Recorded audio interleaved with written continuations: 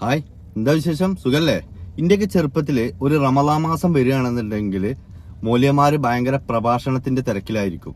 എങ്ങനെ ആ ഒരു 30 ദിവസം എന്ന് പറഞ്ഞാൽ മൂല്യന്മാർ അത്രയും എന്താ പറയുക, എല്ലാ ജില്ലകളിലും പോയിട്ടും പിന്നെ അതേപോലെ തന്നെ എല്ലാ എവിടൊക്കെ ഒരു പ്രഭാഷണത്തിന്റെ ഒരു ഏരിയ ഉണ്ടോ അവിടെയൊക്കെ പോയിട്ട് അവര് പ്രസംഗിക്കും.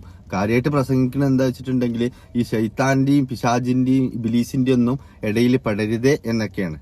പക്ഷെ ഇപ്പൊ അവർക്ക് ആ പ്രസംഗത്തിന് വലിയ തിരക്കും തിക്കൊന്നുമില്ല. അതിന്റെ മെയിൻ റീസൺ എന്താ അറിയോ? ഈ ഇബിലീസും ശൈത്താനും തന്നെ പ്രസംഗത്തിന് ഇറങ്ങുക. കണ്ടിട്ടില്ലല്ലോ നിങ്ങളെ? അതൊന്ന് കണ്ടോ. അതിന് ആനക്ക് എവിടെ അവറത്ത്?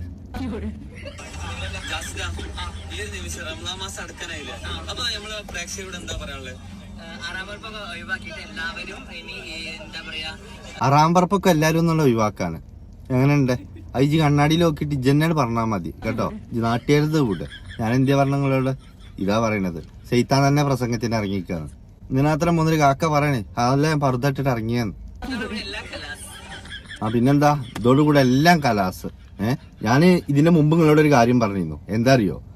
റമദാൻ മാസമാണ് വരുന്നത്. ഞാൻ ഒരു 15 ദിവസം മുമ്പ് ഞാൻ പറഞ്ഞിരുന്നു ഇവൻ ഇപ്പൊ ഇറങ്ങും എന്താ പറയാ, റമദാന്റെ സ്പെഷ്യൽ ആയിട്ടുള്ള വയലും പ്രസംഗവും കൊണ്ടൊക്കെ.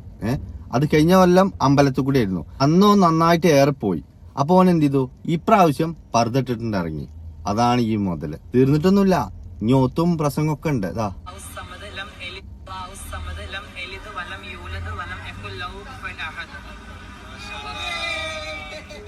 മാഷാ അല്ലാന്ന്. എന്താ ഓന് മക്കത്ത് പോയി കയബ കണ്ടിക്കണം.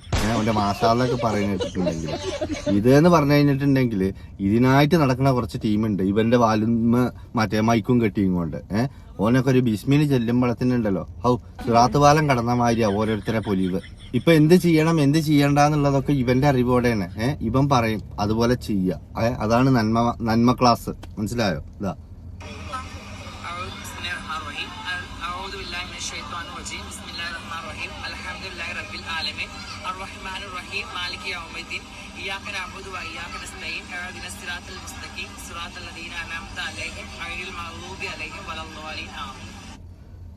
അതായത് ശൈത്താനെ ഏറ്റവും കൂടുതൽ പേടിയുള്ളൊരു സൂറത്താണ് ഈ ഫാത്തിഹ എന്ന് കേട്ടിട്ടുണ്ട്.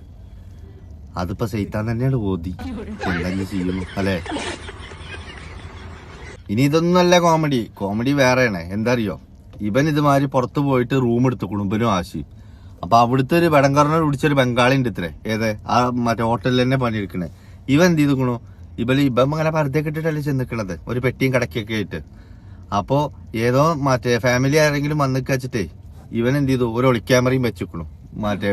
ബംഗാളിക്ക് അറിയില്ലല്ലോ ഒബ്ബപ്പെടുത്തൽ ഒളിങ്ങാരനാണെന്നുള്ളത്. ഇവ പരദ്യൊക്കെ ഇട്ടിട്ട് ചെന്നപ്പോ ആരാ വിചാരിച്ചിട്ടേ അങ്ങനെ ബംഗാളി വെച്ചിട്ട് എന്ത് ചെയ്തു? വീഡിയോ ഒക്കെ റെക്കോർഡ് ചെയ്തു. അങ്ങനെ ബെഡ്റൂം വീഡിയോ ഒക്കെ എടുത്തിട്ട് നേരെ എന്ത് ചെയ്തു? ഓന്റെ റൂമിൽ കൊണ്ടുപോയിട്ട് ഓന്റെ തുണക്കാരന്മാരത്ത് അങ്ങോട്ട് നോക്കാം, ഞാനൊരു നല്ലൊരു വീഡിയോ പിടിച്ചിക്കണു, നമുക്ക് നോക്കാന്ന്. അപ്പൊ ആശി ഡ്രസ്സ് മാറ്റുന്ന വീഡിയോ പെട്ടിക്കണു. അപ്പൊ പറഞ്ഞേക്കണു ഇനി ഇതല്ല, ഇവന്റെ വൈഫ് വരാണ്ട്, അപ്പൊ അങ്ങക്ക് കാണാൻ. അങ്ങനെ വൈഫ് ഡ്രസ്സ് അയക്കണ കാണാൻ വേണ്ടിയിട്ടാണ് ഇവര് നിക്കണത്. ഇത് എത്ര അടിച്ചു വിട്ടിട്ടും ഇതിൽ ഹസ്ബൻഡ് മാത്രമേ ഉള്ളൂ, വൈഫില്ല. അപ്പോഴാണ് പിന്നെ പോയ കിളി വന്നിക്കണ ആർക്ക്? ബംഗാളിക്ക്. ഇത് മൂഞ്ചിക്കണു എന്നുള്ളത്. കാരണം രണ്ടും മാപ്പിളാർ തന്നെയാണ്. ഇതിലിപ്പോ ഒളി ക്യാമറ അല്ല, നാസയുടെ ക്യാമറ വെച്ച് കൊടുത്തിട്ട് അതിന് ഇവിടുന്ന് നോക്കി പെണ്ണിനെ കാണാൻ പറ്റുള്ളൂ. അങ്ങനെ ആ ബംഗാളിയും മൂഞ്ചി.